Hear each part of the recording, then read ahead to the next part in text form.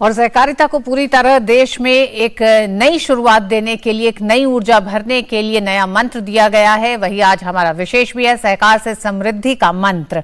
इस पर चर्चा करने के लिए हमारे साथ विशेष मेहमान भी जुड़ गए हैं। Pratap Singh Birthal, director NIAP, national institute of agriculture economics and policy research.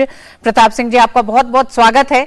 Pratap Singh जी, सबसे पहले हम यही जानना चाहेंगे, जब आज देश में, हम जानते हैं सहकारिता का इतिहास बहुत पुराना है, लेकिन भारत की आजादी के अमृत काल में जब सहकारिता को एक नई युग की शुरुआत कहा जा रहा है, तो किस तरह से कृषि क्षेत्र को भी पूरी तरह बदलते हुए विकसित भारत में एक अहम भूमिका निभाने जा रहा है सहकारिता? देखिए, सहकारिता का कृषि में बहुत बड़ा रोल है। 1904 से जब से हमारी ये सहकारिता का अभियान चला था, तो कुछ सक्सेसफुल हुआ, कुछ उसके बाद फेल हो गया। और 1951 में जब ऑल इंडिया डेब्ट एंड इन्वेस्टमेंट सर्वे कमेटी की रिपोर्ट आई, तो उसका एक कंक्लूजन ये था कि the cooperation has failed but it must succeed. और वो आज के संदर्भ में बहुत जरूरी है कृषि के उसमें देखते हुए। तो उसका कारण सिंपल सा है कि हमारी जो 70% जो कृषि में जो किसान जो लगे हुए हैं, उनकी जो औसत जोत का आकार है वो लगभग 0.4 हेक्टेयर है। और इतने 4 हेक्टेयर के लिए देखिए, वो अपने लिए भी पैदा करते हैं, थोड़ा सा मार्केट के लिए भी पैदा करते हैं, और वो उनके जो इनपुट रिक्वायरमेंट्स हैं वो भी मार्केट से लेते हैं, सर्विसेज भी लेते हैं। और छोटे छोटे किसान होने के उसमें होता क्या है कि उनको जो टेक्नोलॉजी है वो भी अच्छी तरह से नहीं मिलती उनको, और भी जो इन्फॉर्मेशन हो, चाहे बाजार से संबंधित इन्फॉर्मेशन हो, टेक्नोलॉजी से रिलेटेड इन्फॉर्मेशन हो, वो सब इन्फॉर्मेशन का उनका अभाव रहता है जी। और जब एक साथ मिलके आएंगे, जैसे कि प्रधानमंत्री जी ने कहा कि सबका प्रयास सबका विकास, तो जब सब एक साथ मिलके उसमें आएंगे तो इसके बहुत से फायदे होते हैं।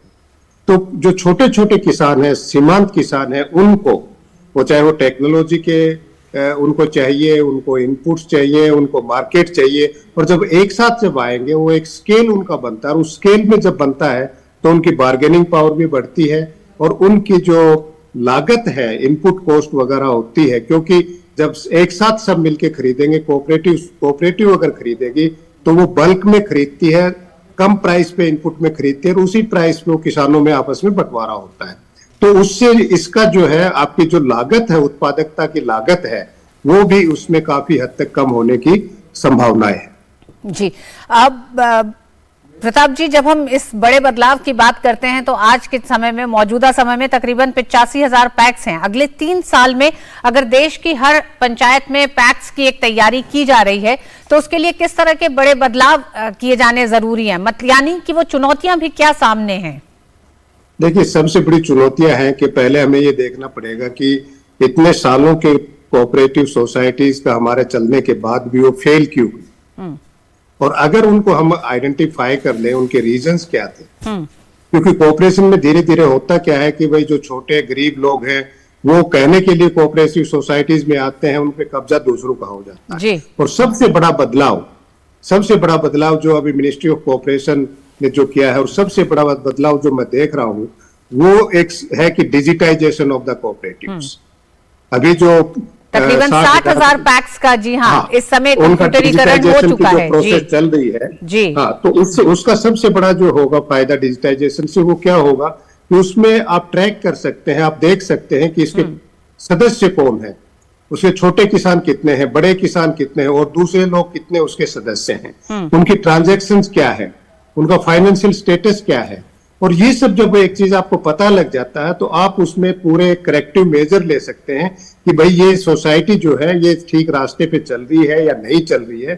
तो इसको हम किस तरह से उसमें ट्रांसपेरेंसी को आगे बढ़ाएं, किस तरह से उसकी जो एफिशिएंसी है उसको आगे बढ़ाएं, और किस तरह से उसकी इंक्लूसिवनेस को आगे बढ़ाएं। एक सबसे बड़ा जो माइलस्टोन होगा उसमें ये होगा, क्योंकि जब प्रधानमंत्री जी ने खुद बोला है कि सरकार और सहकार, तो सरकार की नीयत एक किस्म से इस तरफ से बिल्कुल साफ है कि वो कोऑपरेटिव मूवमेंट को एक और आगे बढ़ाने के लिए तैयार है, उसको करने के लिए तैयार है, उसको फाइनेंशियल सपोर्ट देने के लिए तैयार है, उसको बाकी जैसे अभी पीछे प्रधानमंत्री ने पिछले बजट में क्या प्रताप जी आप ये मानते हैं कि प्रधानमंत्री ने, गृह मंत्री ने, सहकारिता मंत्री अमित शाह ने इस मंच से ये जरूर बहुत साफ कहा कि स्वयं पारदर्शिता परिवर्तन को स्वीकारना पड़ेगा सहकारिता क्षेत्र में। ये थोड़ा मुश्किल जरूर है लेकिन यही रास्ता है अगर सहकारिता में एक बड़ा बदलाव चाहिए, क्योंकि कई बदलाव हम देख रहे हैं। जिस तरह से पैक्स को प्रधानमंत्री आयुष केंद्रों के साथ जोड़ा गया है, तो कई ऐसे कदम उठाए जा रहे हैं जिसमें पैक्स को एक बड़ा क्षेत्र दिया जा रहा है।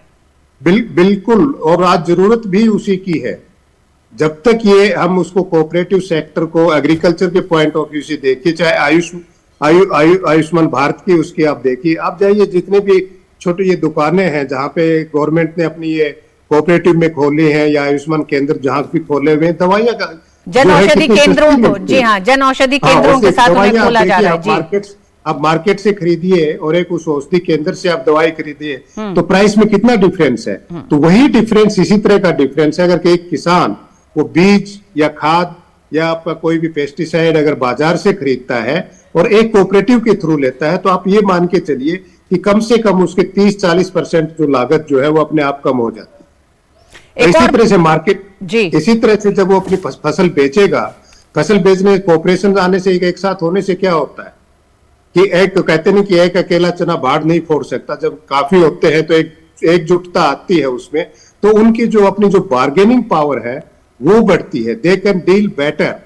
जो भी उसके जो बायर्स है उनकी प्रोड्यूस से, चाहे वो मार्केट में कमीशन एजेंट्स हो, ट्रेडर्स हो, एक्सपोर्टर्स हो, तो उनसे अच्छी तरह से डील कर सकते हैं। उनको एक अच्छी अपनी फसल का अच्छा मूल्य वो अपना ले सकते हैं। जी, एक और आह्वान प्रताप जी जो प्रधानमंत्री ने किया इस मंच से, उन्होंने कहा कि तमाम समितियों और किसानों से इस बात को रखा सामने कि क्योंकि हम जानते हैं कि 91% गांव में छोटी बड़ी सहकारी समितियां मौजूद हैं देश में। ऐसे में जब प्रधानमंत्री इस मंच से कहते हैं कि हर जिले में 5 गांव ऐसे हों जो एक तरह से केमिकल फ्री खेती करें, ऑर्गेनिक खेती के लिए आगे आए और उन खेतों को उन गांवों को समर्पित करें इसके लिए, तो क्या लगता है आपको कि ये भी एक सहकारिता एक तरह से पूरे क्षेत्र को एक बड़े बदलाव की तरफ ले जाने का रास्ता? हाँ, देखिए, केमिकल फ्री खेती की हम बात करते हैं तो जनरली वैसे ही इसमें होता है कि जैसे हम ड्रग एडिक्ट को एक डी एडिक्शन की तरफ ले जाते हैं, तो हमारा जो अभी फिलहाल जो है वो एक इस तरह का माहौल बन गया है। उसमें एक्सेस केमिकल्स, फर्टिलाइजर्स ये दे के हमने अपने जो मृदा की जो क्षमता थी पैदा करने की उसको कम कर दिया। उससे हमारी वाटर क्वालिटी भी कम हो गई। तो किसानों के दिल में जो किसान छोटा है और वो सिर्फ अपने परिवार के लिए पैदा करता है या थोड़ा बहुत मार्केट के लिए करता है, तो उसके दिमाग में कहीं न कहीं एक रिस्क रहता है। जब आप इससे डी एडिक्शन करेंगे, उसको केमिकल से दूर जाएंगे, तो शुरू में क्या होता है कि उसकी हो सकता है कि उत्पादकता 1, 2, 3 साल कम हो, पर धीरे धीरे जैसे जैसे उसका स्वास्थ्य बढ़ता जाएगा तो उसकी उत्पादकता भी बढ़ जाएगी। दूसरा इसका एक है कि आप केमिकल फ्री कर रहे हैं तो बेसिकली आप ये कहिए कि आप ऑर्गेनिक प्रोड्यूस कर रहे हैं। तो हमें उसके लिए सबसे बड़ी जरूरत है कि यह ऑर्गेनिक प्रोड्यूस की मार्केट कहाँ होगी। क्या हम इसको एक्सपोर्ट मार्केट के लिए तरफ लेके जाएंगे या हम अपने डोमेस्टिक मार्केट्स में उन सेगमेंट्स को ढूंढें, रिच सेगमेंट्स को ढूंढें जहां वो उनकी प्रोड्यूस के लिए हम देश के। अभी फिलहाल आप देखिए जो कीमत एक ऑर्गेनिक प्रोड्यूस और नॉन ऑर्गेनिक प्रोड्यूस में कोई ज्यादा डिफरेंस नहीं मिलेगा आपको। लोगों में वो अवेयरनेस भी नहीं है इतना। तो ये एक अवेयरनेस करना, किसानों को उनको ऑर्गेनिक प्रोड्यूस की उनकी मार्केट दिलाना, ये एक बहुत बड़ा इसमें नेचुरल फार्मिंग की तरफ हो जाएगा। और ये अगर सहकारिता की तरफ से करते हैं, जैसे अभी मतलब मैं तो कहूंगा कि वे 5 गांव की बजाय हमारा जो एक प्रोग्राम पहले ही चल रहा है कि वन डिस्ट्रिक्ट वन प्रोडक्ट, हाँ, तो उसके तहत क्यों नहीं हम एक डिस्ट्रिक्ट को या एक बड़े ब्लॉक को एक अडॉप्ट करें और वहां पे जो सभी सुविधाएं किसानों को दें, उनको चाहे वो इनपुट, क्योंकि इनके इनपुट नेचुरल फार्मिंग की बात करते हैं तो उनकी इनपुट रिक्वायरमेंट भी अलग हो। जी हाँ, और इसीलिए ये भी जानना बहुत जरूरी है कि किस तरह से इन तमाम सहकारी समितियों को ट्रेनिंग दी जाएगी और उन्हें आने वाले समय के लिए तैयार भी किया जाएगा। हमारे साथ संदीप दास भी जुड़ गए, सीनियर एग्रीकल्चर जर्नलिस्ट हैं, कृषि क्षेत्र पर लिखते रहे हैं आप। सर, सबसे पहले जानना चाहेंगे कि 2021 में नया मंत्रालय बना, 23 की हम बात कर रहे हैं, 60,000 से ज्यादा पैक्स का कंप्यूटराइजेशन हो चुका है, मॉडर्नाइजेशन की बात हो रही है और हम देख रहे हैं कि किस तरह से आने वाले समय में कई ऐसे कदम उठाए जा रहे हैं। क्या आपको लगता है कि तमाम राज्यों में अलग अलग कानून जो पैक्स को लेकर हैं, उन्हें भी इस मॉनसून सत्र में सरकार एक संशोधन के तहत दूर करने जा रही है? तो कदम बहुत बड़े हैं, यानी कि सहकारिता समितियों को एक नया जन्म के तौर पर देखा जा रहा है अब देश में। डेफिनेटली आप अगर आंकड़ा लगाइए, करीब प्राइमरी एग्रीकल्चर सोसाइटी करीब 6 लाख करीब भारत में है। उसमें से बेसिकली अभी भी आप देखोगे कि छत्तीसगढ़ बोलिए, उड़ीसा बोलिए, पैक्स का बहुत इंपॉर्टेंट रोल है गेहूं राइस प्रोक्योरमेंट में। और सबसे बड़ा कोऑपरेटिव हमारा दुनिया का सबसे बड़ा कोऑपरेटिव डेयरी और जो इफको और अमूल हमारे पास मिसाल है जी। तो कोऑपरेटिव बेसिकली सरकार दोनों तरफ से काम करी, मिनिस्ट्री ऑफ कोऑपरेशन और जो कोऑपरेटिव का बढ़ावा देना, उसके ऊपर से जो फार्मर प्रोड्यूसर ऑर्गेनाइजेशन है एफपीओस को जैसे एम्पावर करने का, उनको कैसे ट्रेनिंग दिया जाए, उसकी तरफ से आज के प्राइम मिनिस्टर ने भी आज जो भाषण दिया था उन्होंने जिक्र किया था कि 10,000 एफपीओ बनाए जा रहे हैं। एक्चुअली मैं एक आंकड़ा दे दूं, करीब 25,000 एफपीओ बन चुके हैं जो पिछला काफी सालों से, और 25,000 से करीब एक्टिव करीब 22-30,000 फार्मर प्रोड्यूसर ऑर्गेनाइजेशन एक्टिव है। तो फार्मर्स ओन्ड फार्मर्स, क्योंकि फार्मर्स अगर वो वैल्यू चेन के ऊपर कंट्रोल रहेगा फार्मर्स को, उसका जो रिलायंस इनकम भी ज्यादा होगा। हाँ। तो इसलिए तो मिनिस्ट्री ऑफ कोऑपरेशन कोऑपरेटिव से आपके पास एग्जांपल हमारे पास है, जो अमूल का जो फार्मर्स है उनको जो दूध का दाम मिलता है, जो कीमत मिलता है, काफी अच्छा मिलता है इन टर्म्स ऑफ मतलब और कोई कम्युनिटी लिया जाए। तो इसलिए जो अगर फार्मर्स वो वैल्यू चेन को कंट्रोल करेंगे और उनका भागीदार बनेंगे तो उसको जो cooperative model is the way forward. तो इस सरकार ने काफी अच्छा किया है। जो मल्टी स्टेक होल्डर बहुत सारे चैलेंज होता है कि जैसे अमूल गुजरात में तो दूसरे राज्यों में जाता है, उसको लेकर थोड़ा सा चैलेंजर रहता है in terms of legislation. Sandeep ji, सहकारी समितियां ग्रामीण भारत की अर्थव्यवस्था कहें, कृषि क्षेत्र के एक तरह से रीढ़ कहें, या कृषि क्षेत्र की पूरी जो अर्थव्यवस्था है उसकी एक बहुत महत्वपूर्ण कड़ी है। फिर क्या आपको लगता है कि पिछले बहुत से सालों में सहकारी समितियों को लेकर इस तरह का दृष्टिकोण नहीं था, ये अप्रोच नहीं था, जो ये अप्रोच बदला है आज की तारीख में मौजूदा सरकार में? हाँ, करेक्ट है, क्योंकि बहुत सारा पॉलिटिकल पहले का जो सरकारी समिति में बहुत सारा पॉलिटिकल इन्फ्लुएंस है। यूपी एक मिसाल था कि वो सरकारी समितियां अच्छे से काम नहीं कर पाई, बहुत पॉलिटिकल इंटरवेंस हुआ था, पॉलिटिकल कंट्रोल, बहुत सारे वेस्टेड इंटरेस्ट रहते थे। तो इसको जो प्रोफेशनलाइज करने की जरूरत है, अकाउंटेबिलिटी बढ़ाने की जरूरत है। तो मिनिस्ट्री ऑफ कॉर्पोरेशन का सबसे बड़ा जो फोकस है, जो काम का है, जो इसमें फार्मर्स जो कोऑपरेटिव बनता है उसको उससे भागीदार कैसे बने, अकाउंटेबिलिटी बने, शेयर होल्डिंग पैटर्न उसमें बने, और पूरा जो एंड एक्सपोर्ट, आपको एक जिक्र बताता हूँ, उनका थ्रस्ट ये कि सारा का जो भारत का जो इकोनॉमिक ग्रोथ हम लोग जो देख रहे हैं आगे का, उसमें कोऑपरेटिव एक बहुत शानदार मतलब बहुत ही इंपॉर्टेंट रोल प्ले कर रहा है। इसलिए इसको प्रोफेशनलाइज करने की जरूरत है। ये महक ऑर्गेनाइजेशन बनाया देने का प्रक्रिया नहीं है, इसको प्रोफेशनलाइज करें, अकाउंटेबिलिटी कैसे रखा जाए, उसको प्रोफेशनलाइज कैसे किया जाए, उसको ट्रेनिंग और पॉलिटिकल इंटरफेस से कैसे दूर रखा जाए, अकाउंटेबिलिटी बढ़ाता है, उसके ऊपर बहुत ज्यादा काम हो रहा है। एंड जो multi stakeholder cooperative act जो अभी आएगा लाइकली टू जो मॉनसून सीजन में आने वाला है, तो उसमें बहुत ज्यादा स्ट्रेंथन करेगा उसका फाइनेंशियल, उनका फाइनेंसिंग, वो सब सारी चीजें रहेंगी। तो कोऑपरेटिव एक भारत के अर्थव्यवस्था के अहम अंग ग्रेजुअली बन रहे हैं और बन जाएंगे कि वो मेन स्टेक होल्डर बनेंगे जो economic progress of country. Pratap ji, हर पंचायत में पैक्स होगा, यानी 3 लाख पैक्स आने वाले समय में होंगे, ट्रेनिंग दी जाएगी। और जिस तरह से सहकारी समितियों को बढ़ावा मिल रहा है, सहकारिता यूनिवर्सिटी की बात हो रही है, ऐसे में जिस तरफ इशारा किया संदीप जी ने कि पॉलिटिकल इंटरफेरेंस, उसको कैसे रोकेंगे और किसानों की भागीदारी को ज्यादा सुनिश्चित किया जा सके, अकाउंटेबिलिटी तय हो, आंसरेबिलिटी तय हो, इस पर किस तरह से काम करने की अभी जरूरत है? क्या कमियां हैं और कितना हुआ है काम?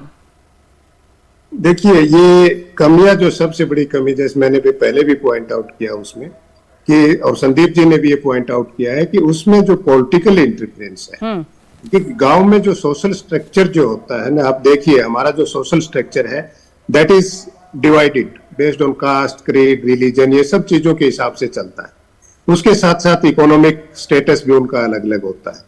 तो पहले जो कोऑपरेटिव बनाई थी इस मकसद से कि सभी एक साथ आके, सब लोग एक साथ आके वो अपने विकास के बारे में सोचे। पर धीरे धीरे कुछ जो इकोनॉमिकली वेल ऑफ लोग थे उन्होंने उनके ऊपर कब्जा कर दिया, जो गरीब लोग थे उनको एक साइड में कर दिया। और इसमें जो जो जो इनिशिएटिव जो अभी ले रही है गवर्नमेंट, इसमें पर्टिकुलर जो डिजिटाइजेशन का जो है, अगर उनका डिजिटाइजेशन होता है इन टर्म्स ऑफ कि भाई कौन इसके मेंबर्स हैं, क्या इसकी ट्रांजैक्शन होती है, क्या ट्रांजैक्शन होती है, किस तरह की ट्रांजैक्शन होती है, किसको जाती है, किस प्राइस पे जाती है, क्या खरीदा गया है, किस प्राइस पे खरीदा गया है, और ये अगर सब चीजें हो जाती हैं तो उसमें कोऑपरेटिव्स में जो उसकी जो परफॉर्मेंस है बढ़ेगी और उसकी जो इंक्लूसिवनेस बढ़ेगी, वो उसको कोई नहीं रोक सकता है जब आपके पास ये कंट्रोल होगा। पर उसमें सरकार का बहुत बड़ा रोल होगा। उसमें कोऑपरेटिव्स को ऐसा नहीं कि भाई आपने कोऑपरेटिव तो एस्टेब्लिश कर दिया और उसके बाद आप उसको छोड़ दें उनके, कि कुछ सालों तक एटलीस्ट आपको, जब तक वो सेल्फ सस्टेनेबल एंड इंक्लूसिव नहीं हो जाए तब तक सरकार में उसको फैसिलिटेट करने के लिए, उसकी ग्रोथ को फैसिलिटेट करने के लिए बहुत जरूरत है। और बहुत सी संभावनाएं हैं कृषि क्षेत्र में। कोऑपरेटिव एक नहीं है कि भाई ठीक है कि आप सिर्फ एक किसी फ्रूट्स या वेजिटेबल्स के लिए आप कर दिए, आप एक इंटीग्रेटेड वे में आप लेके चलिए। जी हाँ, इसकी भी बात प्रधानमंत्री नरेंद्र मोदी ने बहुत साफ कही कि गेहूं चावल तक सीमित ना होकर तिलहन दलहन और तमाम और उपज तक इसको विस्तार देने की जरूरत है। और किसानों को भी इस बात को सोचना होगा। हम ये मानते हैं कि जिस तरह से सहकारी समितियों को अब लेकर आमूलचूल बदलाव किया जा रहा है, न सिर्फ मंत्रालय का गठन करके बल्कि तमाम अन्य और कदम उठा के, और साथ ही साथ multi state cooperative society act में कई संशोधन भी प्रस्तावित है। देखना होगा कि किस तरह से आने वाले समय में विकसित भारत में सहकारी समितियां एक बड़ी भूमिका अदा करती हुई दिखाई देंगी। बहुत बहुत धन्यवाद आप दोनों ही मेहमानों का इस विशेष विषय पर चर्चा करने के लिए। न्यूज नाइट में वक्त एक छोटे से ब्रेक का। यहाँ आयुष्मान कौन है? जी मैं हूँ। आपका अगला नंबर? मैं भी हूँ आयुष्मान। जी मैं भी हाँ। इतने सारे आयुष्मान? देश के करोड़ों लाभार्थी हैं आयुष्मान। और एक प्रकार से पीएम जय अब गरीबों की जय बन गई है। देश के करोड़ों परिवारों